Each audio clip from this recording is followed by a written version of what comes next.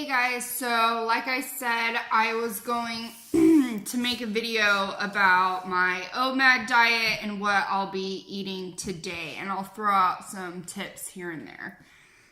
So first thing I start out with every single day that I like to eat, drink, whatever, is kefir. So this is 8 ounces of kefir, and I use raw full fat milk, so this is kind of high in calories and stuff like that. And then I also add 2 tablespoons of aloe vera. I add a spoonful of, this is a mix of turmeric, ginger, black pepper, and coconut oil. So I'll put a spoonful of this in.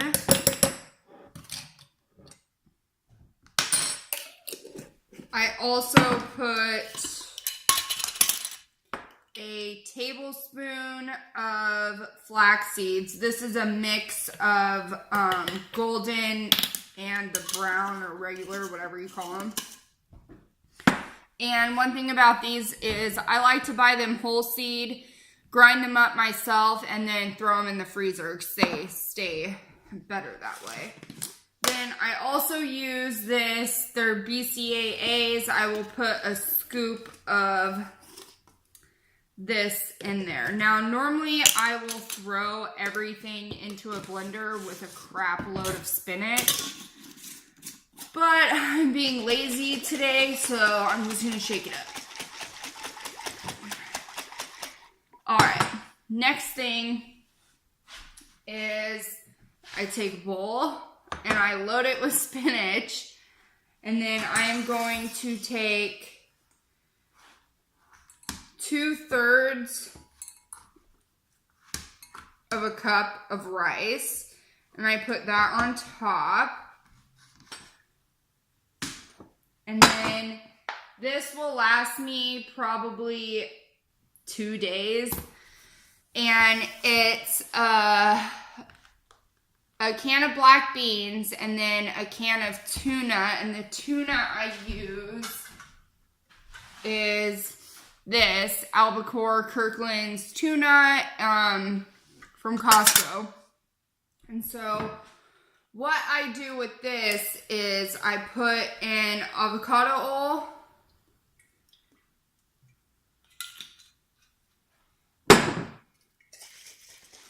apple cider vinegar. Ooh, that was way too much. And then cumin. Now, also with the cumin, I highly suggest you buy the seeds and grind them up yourself. They taste so much better. I just need to grind up more. And then I put smoked paprika. It's one of my favorite seasonings. I literally put it on everything. And then salt. Alright, and then I'm going to mix this up. And one thing about stuff like this is keeping it in the fridge helps like all the tastes come together and taste really, really good. And it's super easy. It's one of those things you can add tomatoes to, you can add onions, you can add basically whatever you want. And then I will put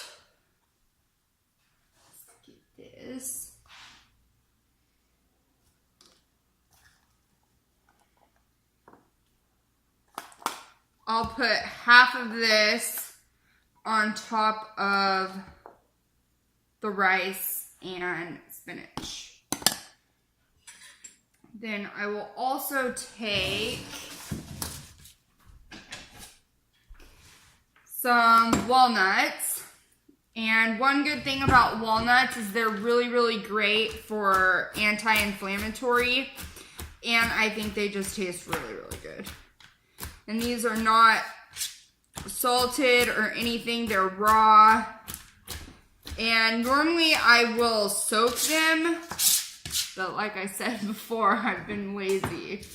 So I'll throw those on top. And if I don't use walnuts, I would normally use the black sesame seeds because those are really good for anti-inflammatory stuff and for hormones. So I put that on there.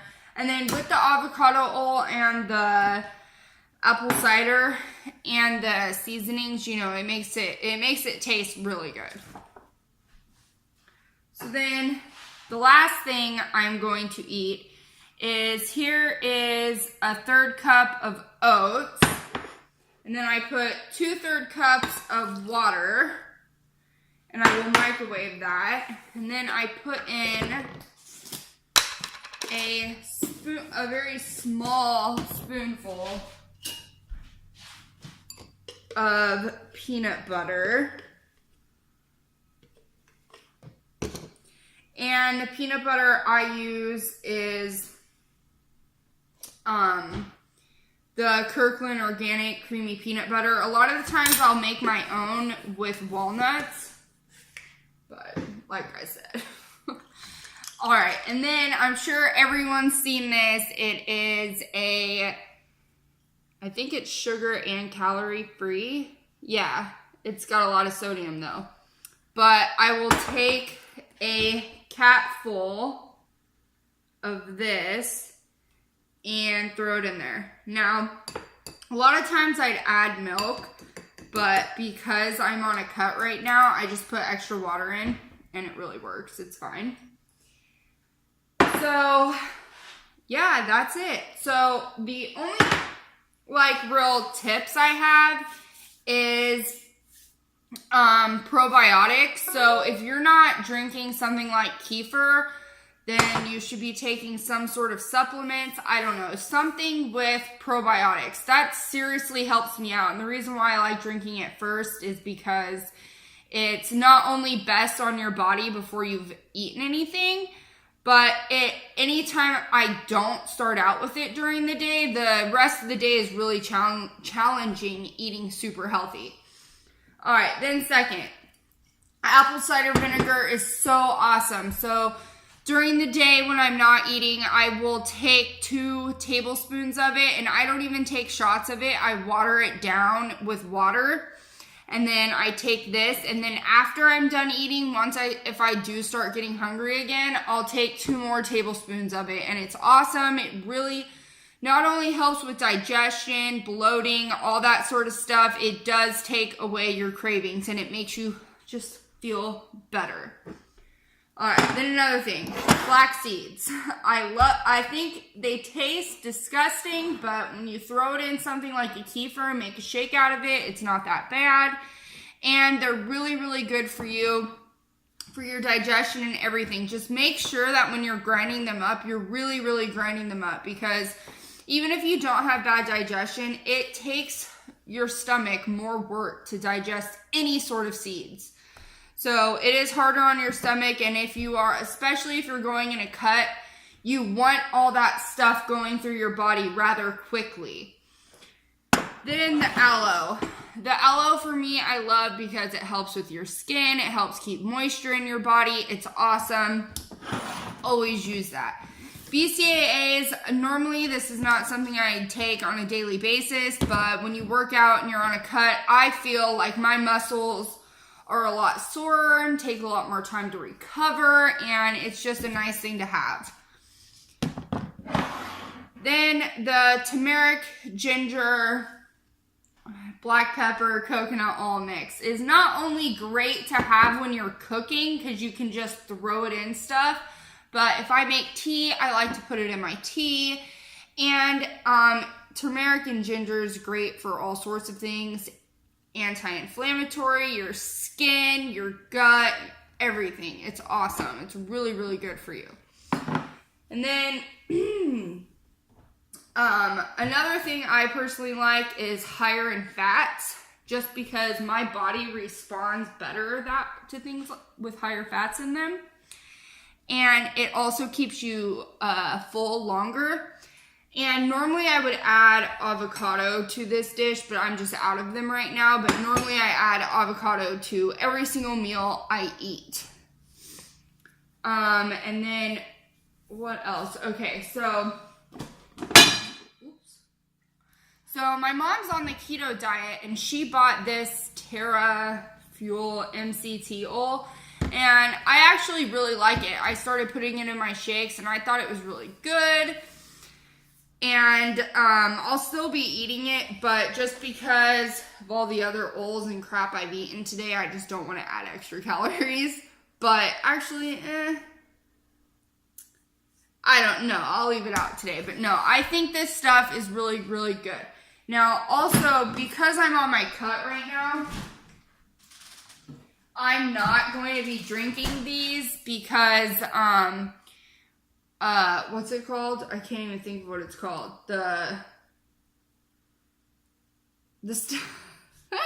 My brain. All right, so the sparkling water.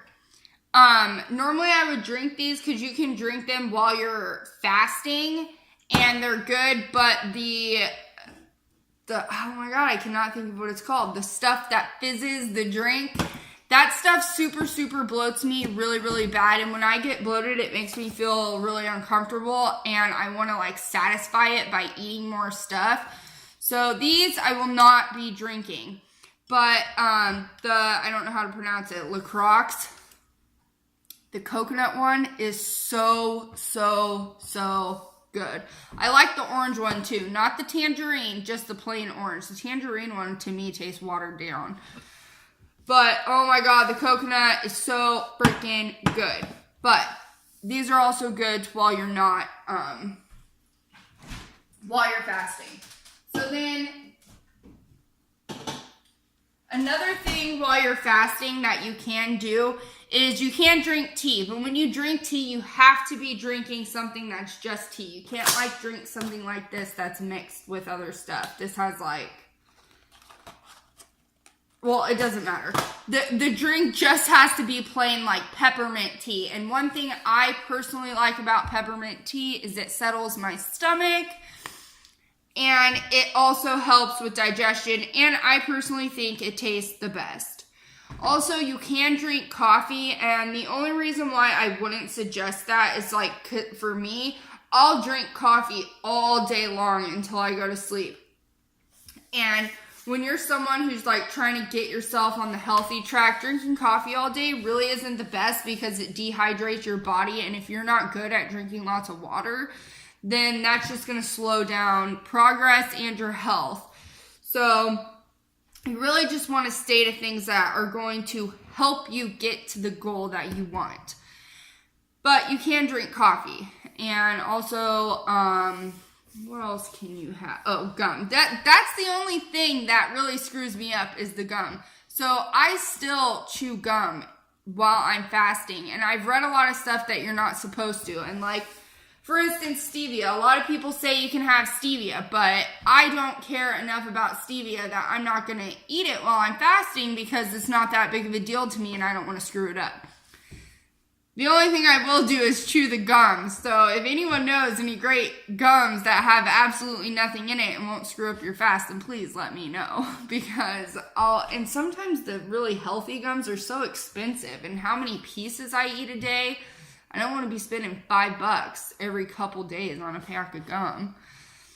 So, and then for people who are just starting out with OMAD, working out. Working out is 100% A-okay. The only thing I suggest is that when you're going to work out, do it before you eat. Don't do it afterwards.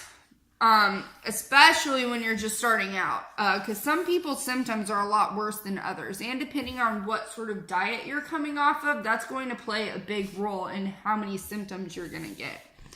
So always work out before you eat. Always. Now afterwards, because sometimes like I like to do stretching and yoga and stuff, but and to me, that hasn't affected me doing it after I eat in any way, especially when stretching and doing the yoga stuff is really, really good on your digestion and helps you out.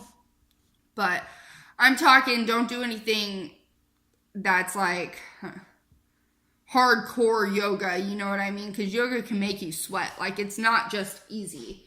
So just make sure when you're stretching and stuff, it's light and easy. Then another thing for people who are on cuts and anything like that, whether it's a OMAD diet or not, is foam rolling. Stretching and foam rolling. You don't understand how much it helps you through so freaking much. And especially like yesterday, I went on a 4-mile run and my muscles were just so freaking sore, like painfully sore. Like even when I touched, they're super, super sore. So I just foam roll the crap out of myself until it's gone. And it really, really, truly does help. And it also helps if you start foam rolling, that when you do a hard workout that you would think normally would make you sore, it's not going to. So foam rolling really, really helps out. And baths. So for me, the last few times I've gone on the OMAD thing, one thing I get is cold. And I really, really hate getting cold. But baths have helped me out significantly, especially at night before I go to bed, because you just want to feel like comfort and warm and feel nice. So I always like to go, before I go to bed, is drink a cup of tea. I drink peppermint tea and then take a bath. And I really, really like it. It's really nice.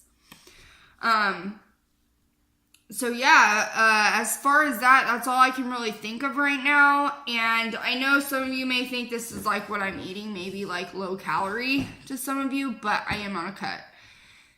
So yeah. But as of right now, that's all I have. So if anyone has questions or anything else, just go ahead and ask me. The last thing I want to say is the OMAD's not hard. There's no secrets behind it. It's just you're eating 1 meal a day. That's it. And then, you're obviously fasting for the rest of the day.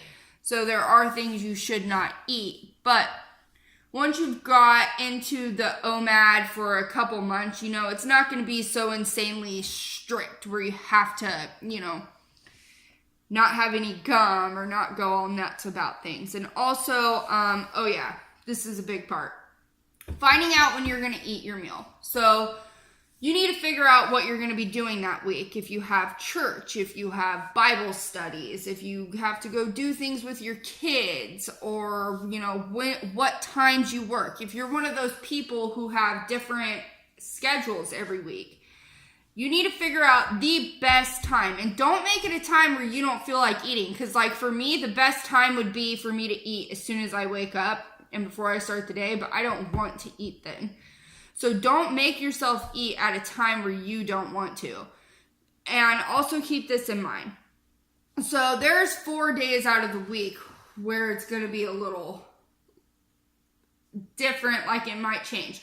So just leave a 4-hour window of when you're allowed to eat your meal. Don't make it longer than that. If you pick a 4-hour time of when you can eat your meal, then pick it at that time until you get yourself on a schedule and you can really figure it out, because you don't want to make it any longer than that. And you also need to make sure that your food is prepared, whether you're on the OMAD diet or not. Making sure you have food made and prepared for you is good, because things happen to people all the time. Like, I have no kids, I have a job and all that, but things pop up all the time that I have to do that's not expected. So you need to figure out when that happens. Also, if you take pills, make sure you take it during your eating time. If it is something that you have to take like 1 in the morning and 1 at night, like very strictly, then do that.